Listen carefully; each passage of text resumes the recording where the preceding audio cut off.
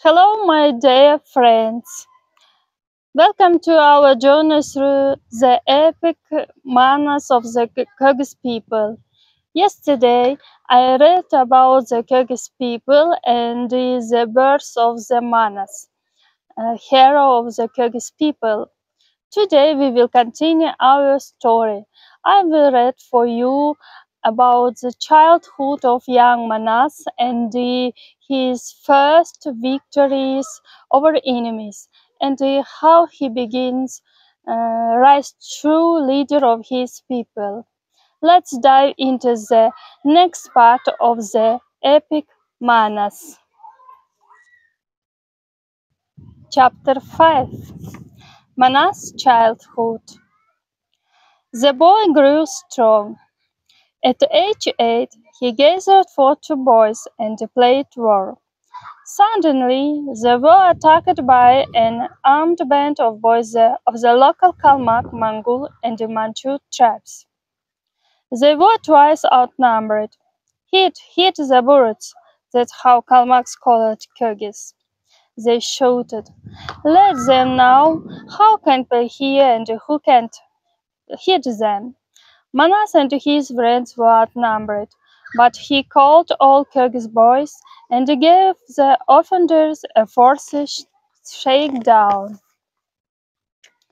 Calling his squad Kyrgyz, Kyrgyz, and organizing them into a circle, the 8-year-old boys showed they wouldn't be beaten. Some Kyrgyz ran to Jacob and cried, "We are in trouble, in big trouble. Your buffoon brought us trouble. We didn't he beat up the local boys. How we will face the consequence?" "I came to Altai very poor," said Jacob, "and with honest labor I earned my riches. Kalmyk's leader Chan gave his own daughter to be my wife. Altai became my home. If our buffoon keeps being rowdy, the Kalmyks will turn against us. He should learn how bread is earned. We will give him to the shepherd Oshpur so he can learn." Chirdi replied, "All right, do as you wish." Oshpur was Bai's chief shepherd. Also he was Kalmyk. He respected Bai and was dedicated to him for his kindness. Jacob approached him and said, "Oshpur Bai, dear, watch over our son, please. Don't be too strict with him." Bafun and Oshpur took the road. Bafun, along with his friend Chegabai, tended the herbs. A twig snapped among the rushes. "What is it?" Bafun asked Chegabai. "Is it wolf? Would it really attack a human? Let me catch it by its ears." Bafun stalked Borfut, but before he could catch it, the wolf took the lamp away. "Where is the wolf? Where did it disappear? We have a special gift to turn to wolves to find you. We are children, which means the sacred souls, patrons of courage, bravery, and justice. There are 40 of us. Holy Khizr is looking for you to give you God's blessing." The children burst out laughing. One of them turned into a wolf, then turned back into the human and said, "You should know that your protector now is Khizr Ilyas, and we are the children who will be your supporters in your heroic deeds." Manas turned 11 while assisting Oshpur with the herds. He didn't know how where to apply his energy. He again gathered 40 local boys and played war. The boys shouted the war cry, "Manas, Manas, Manas," and by the orders of Bufin, they slaughtered the lambs. Oshpur saw and said to himself, "What is with this boy? What is he doing? He will finish off all the sheep in his father's herd. I would better to go to Jacob. Let him take his some of my hands." Oshpur hurried to Jacob. "I am your loyal servant. Your Buffon thinks himself a sultan. His photo friends put up photo tents, imagining themselves as warriors in a battle. Manas, they shouted. Who knows that Buffon is Manas? Chinese spies are everywhere. What if they find out of who Buffon really is? A terrible fate will befall us then. I beg you, master, take your son. His wife Charity was neighbor and hurt. She rushed to her husband's side. Jacob, please remember how you begged God to give you a son. Your son might or might not be like other boys. Your hearts are dearer to you than your own son. You will end up with your greed. You can call Altai your home, call the Kalmaks your brothers. Remember, Altai is not your land, and the Kalmaks are complete strangers. They are our enemies, and they are looking forward to ending us. Bring back my son, Jacob. Jacob felt guilty and didn't dispute his wife. He decided to go and get his son himself. On their way home, Jacob and Manas came across the Khangai collectors, beating the shepherds.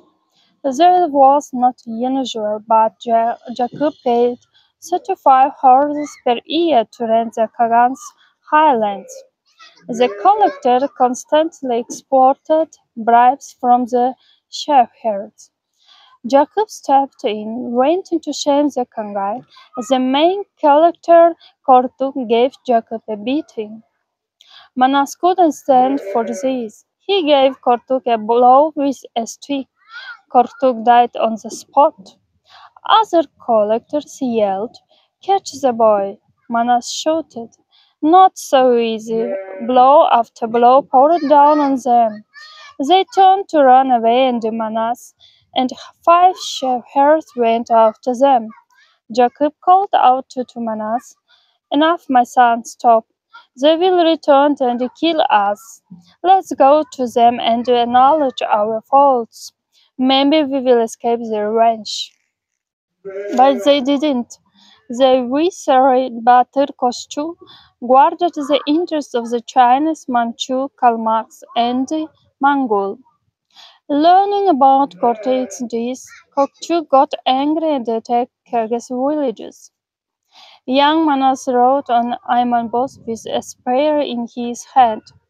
His photo friends and the other adult Kyrgyz ran after him into battle, crying, "Manas!" Fearless Manas flew up to Koshchum, and with one hit of his spear knocked him off the saddle. "You have killed Kokchu himself," cried Jacob. "We will see the end of trouble," Akhvalda replied. "What are you talking about, old man? Don't you see your son became a warrior? Remember my words. He is the son. He is the one who will protect us from all our troubles, and he is the one who will return us to our native land." Chapter 6. Manas' victory over Esarhaddon spies. After Kokchu's death, Esarhaddon was angry. "My glorious battles, go to the Burut, find the boy named Manas, and bring him to me dead or alive." The sorcerer foretold that when that boy grows up, he will attack Beijing and take my throne. The caravans were loaded with weapons and sent to Kyrgyz lands. Thousands of warriors followed behind the caravans, disguised as merchants coming from Manas. The boys were deep into the game of Ordo, trying to move their Alchiks out of the circle with a bat. At that moment, the Chinese caravan appeared. There were thousands of men. The Chinese tried to catch Manas but were defeated. "I fought with no regret to my life, Joloi," one of the Chinese soldiers thought to himself. "But Manas is strong and terrible. From our whole squad, I am the only one who survived." Manas returned to Jacob. "Don't be afraid, father. I will not let the Kyrgyz take the hit. I will free my people from Chinese oppression, or my life is worthless.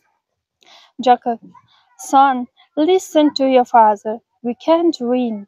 Let's give them our most beautiful daughters to become their wives, otherwise they will kill us. Behind them, Jeloi the Chinese envoy spoke up. Wait, brute, we will fight 1-1. If you are strong, let me hit first. Manas pointed his weapon at him. Go for it, win if you can, and if you can't, blame yourself. Getting ready, Manas took his position. Jeloi noted himself how too strong the young warrior was and got scared, but attacked Manas with a spear. The strongest he didn't even move Manas, but the strongest return hit from the youngest made Jeloi ran for his life. Manas gave chase and cried, "You will not escape." Chapter 7. Fates of Orozde and by Jacob. Far away from the Kyrgyz native land, into the end steppes behind Kashgar, the older son of Khan Noy, Orozdu, was exiled. He had 11 sons, all greedy and heedless. Orozdu's brothers Bai lived in the valley across the mountain, first with his 2 sons. Orozdu's sons constantly raided Bai's family. When his sons returned, Orozdu said, "My children, we are you robbing Bai.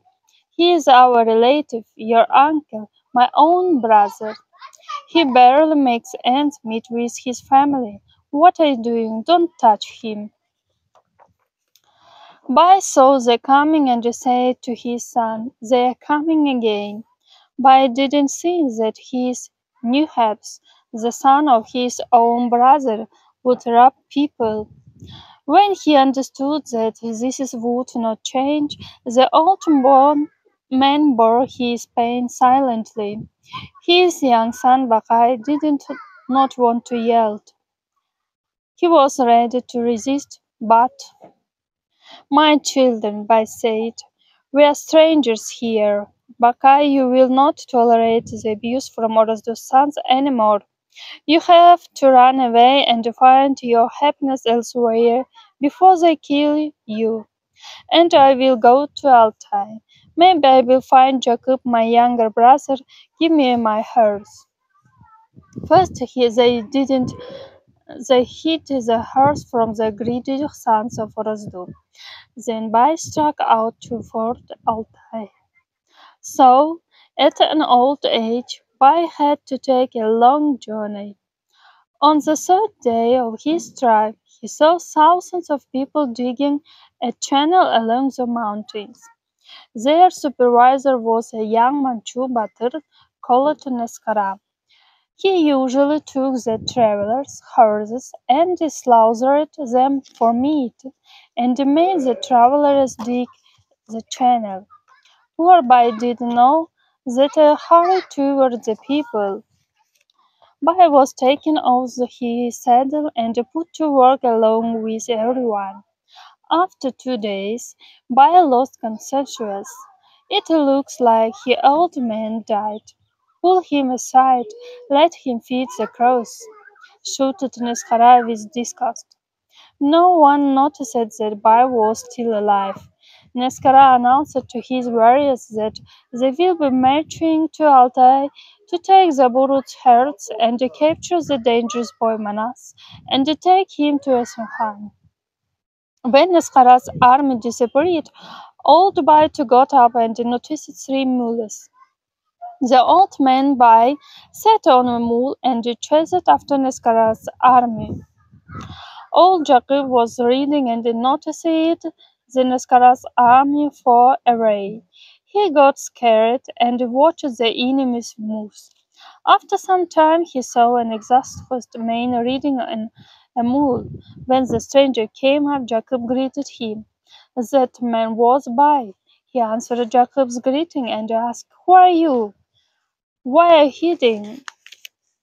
"I just saw the heat hunter Neskara with his squad," Jacob replied, I am the youngest son of a mighty Khan in the day of Noroi. Bai blinked and recognized him at last. Jacob, my dear, how old we have gotten when they separated us.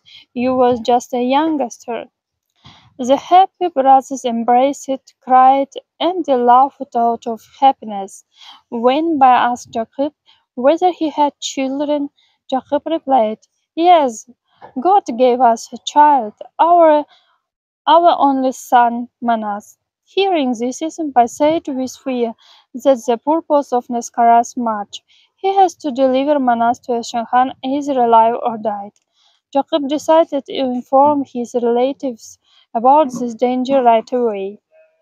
Neskara squatted, wandered the steppes, passed by Kyrgyz dwellings, and attacked the villages of their own allies, the Mongols.